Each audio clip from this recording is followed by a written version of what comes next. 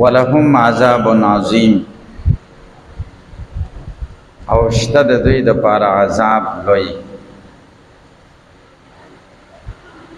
حضرت امام بیضاوی یو څلور مباحث ذکر کړي. اول د دې جملې د مخکې سره مناسبت څه دی؟ دویم د لفظ د عذاب تحقیق کوي. دریم د لفظ د عظیم تشریح کوي. او څلورم یو دوه نکتې بیانوي.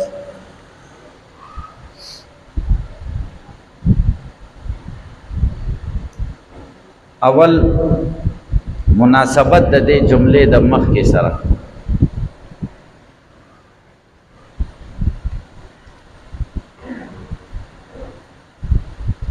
وعید و بیان لما یستحقونه.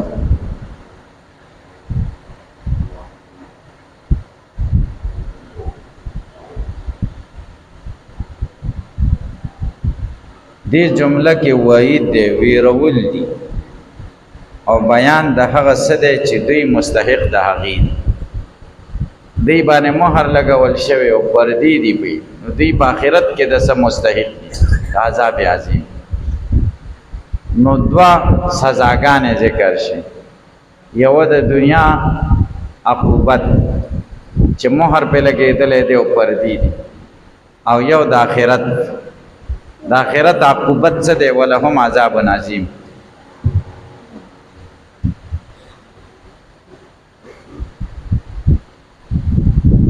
پوه شئ تاسې درې ډلې دي ما ته وګورئ. یو متقیان دي، یو کافران دي، او یو منافقین. د متقیان هم دنیوي او اخروي انجام ذکر شي. دنیوي انجام اولئک علی هدی من ربهم، په هدایت وایي. اخروي انجام اولئک هم المفلحون. د کافرانو دنیوي انجام ختم او تغشیه، اخروي انجام عذاب عظیم. د منافقانو دنیوي انجام ذکر کوي چې دنیوي انجام یې څه دی؟ عدم شعور. خدای به ته شعور واخلي وما یشعرون. او اخروي انجام یې څه دی؟ ولهم عذاب علیم بما کانوا یکذبون. خدای به دردناک عذاب ورکوي په سبب د دروغ.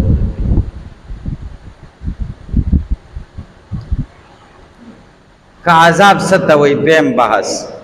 والعذاب کالنکال. عذاب د نکال پشان دی. بناءن و معنن. بناءن معنا وزنن. عذاب په وزن کې هم د نکال پشان دی، او په معنا کې هم د نکال پشان دی. هلکه پې پوه شئ، نکال هم عذاب ته وایي او عذاب هم عذاب ته وایي. هلکه پې پوه شئ. تقول توای اعذب عن الشیء ونکل عنه. پلان کې بن شد دې شی نه، نکل عنه بن شد دې شی نه. نو اعذب چې کومه معنا ده، نکل هم هغه معنا ده. او په وزن کې خو دواړه یو شان دي.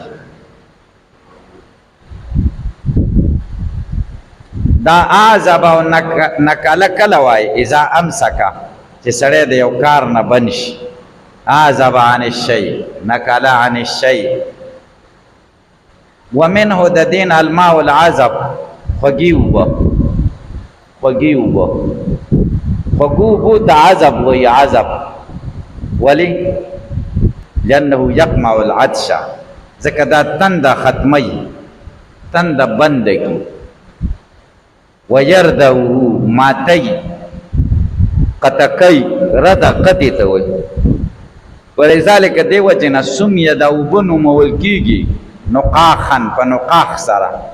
وبو ته نقاخ وي، نقاخ ماتون کی، تنده ماتي. او فرات ورته وي، فراتم ماتون کو ته وي، ماتون کی. یو بو ته فرات وي، تنده ماتي. سمعود تو سیا بیا پکې تعمیم وشو، پراخی پکې وشو. فاطلق على كل علم فاده.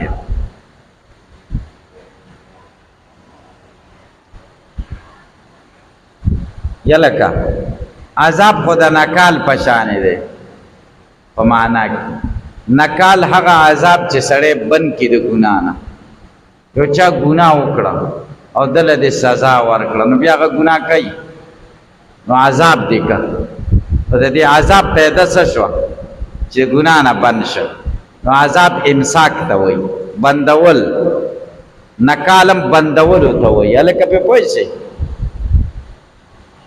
نو د دې سره بندول ضروري شو یا پکې پراخي وشوه فاطلق علی کل الم فادح اطلاق کېږي په هر درد فادح درانده هر درانده درد ته چې کوم دی عذاب وایي وان لم یکن نکالا اگر که سړی بند نه کړي د ګناه نه عقابا داسې عذاب نه وي یردو الجانی عن المعاوده چې منع کړي جنایت کوونکی د دوباره کولو نه پوه نه شي عذاب خو د نکال په معنا و یعنی عذاب هغه څه چې سړی منع کړي د څه نه منع کړي د جنایت نه جاني منع کړي بیا پکې پراخي وشو عذاب مطلق درد ته وایي که جاني د جنایت نه منع کړي که منع نه کړي تعمیم پکې وشو الکه نکال او عقاب څه ته وایي نکال او عقاب هغې سزا ته وایي چې جاني د جنایت نه منع کړي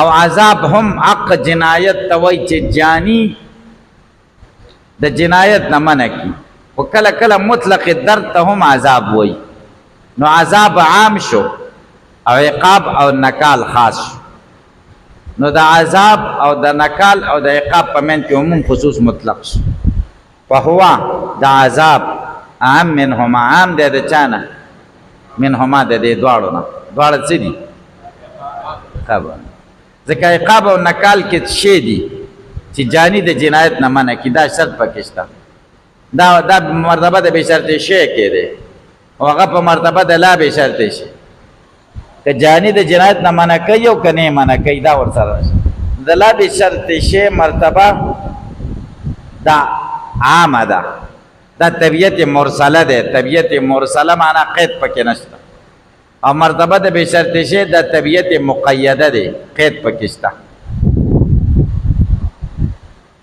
وقیل چاویلی دی اشتقاقه من التعذیب عذاب د تعذیب نه جوړ شوی نو چا به ویلی چې عذاب خو مجرد دی او تعذیب نه څنګه جوړ شوی عذاب د تعذیب نه څنګه جوړ شوی څنګه ته مشتق شوی ثلاثي خو د مزیدونه نه جوړیږي جواب دار چې عذاب ثلاثي نه دی دا خو مصدر نه دی کنه عذاب خو اسم مصدر دی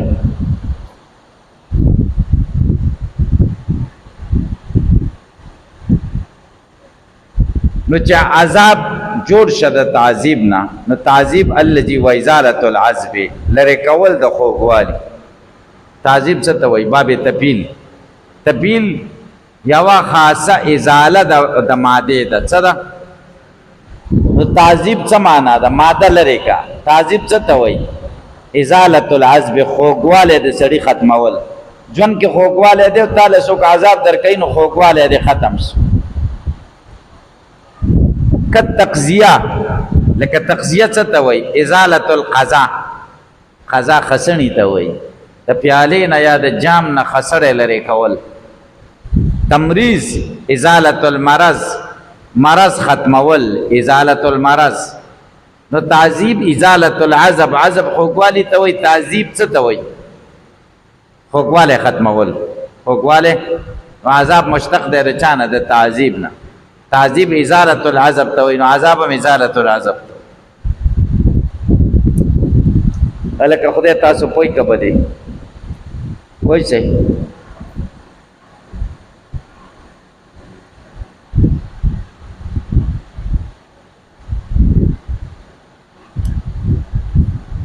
عظیم د دې دپاره لوی عذاب د عظیم کې یوې بلې ناشنا خبرې ته اشاره ده چې دوی دپاره خو مخکې عذاب ذکر شو چې د دې په قوت سامعه او په قوت عاقله مهر لګېدلې او په قوت باصره پردی لګېدلي دي دا عذاب دی که نه نو خدای وایي دا د دنیا عذاب دی دا عظیم نه دی ولهم شته د دې دپاره عذاب عظیم یو لوی بل عذاب هم ورته شته آخرت کې دا خو عذاب دی خو عظیم خو نه دی که نه دنیا عذاب خو عظیم نه وي عظیم او حقیر په عظیم او د کبیر په منځ کې درته فرق کوي هلکه ساده ټکو کې ته زه فرق ویم عظیم لوی ته وایي خو به اعتبار الکیف او کبیر لوی ته وایي به اعتبار الکم تاسو په خبره پوه نه شئ غاټه خېټه یو سړی او یو 2.5 کیلو وزني دې ته کبیر وایي څه ورته وایي کم مقدار او ورکوټه سړی 80 کیلو یو د علم نه ډکې هغه ته عظیم وایي هلکه عظیم او حقیر مو کبیر مو پېژانده فرق در عباس رضی الله عنه د نبی علیہ السلام ترو د نبی علیہ السلام نه 2 کاله مشر و د عباس رضی الله عنه نه چا تپوس وکړو ته لوی که نبی علیہ السلام نو عباس رضی الله عنه ورته وایي انا اکبر وهو اعظم هلکه پې پوه شي انا اکبر څه معنا ده کلونو کې د زه لوی یم په کم کې مقدار کې وهو اعظم شان کې دی اوچت پوه نه شي نو عظیم هغه لوی ته وایي چې لویوالی په کیفیت کې لوی او کبیر کم لوی ته وایي چې کم مقدار کې لوی دا یو فرق دویم عظیم نقیض د حقیر دی او کبیر نقیض د صغیر دی د کبیر په نقیض کې څه راځي صغیر صغیر هغه واړه ته وایي چې په کم کې ورکو او د عظیم په دغه کې چې کم دی حقیر راځي د عظیم ضد حقیر راځي هلکه پې پوه شي که پې پوه نه شي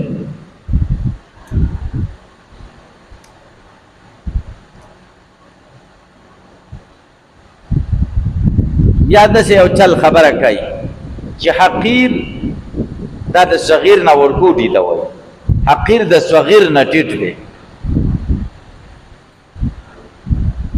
هلکه حقیر د صغیر نه څه دی ټیټ دی د حقیر ضد شی دی عظیم دا به د صغیر د ضد نه اوچتي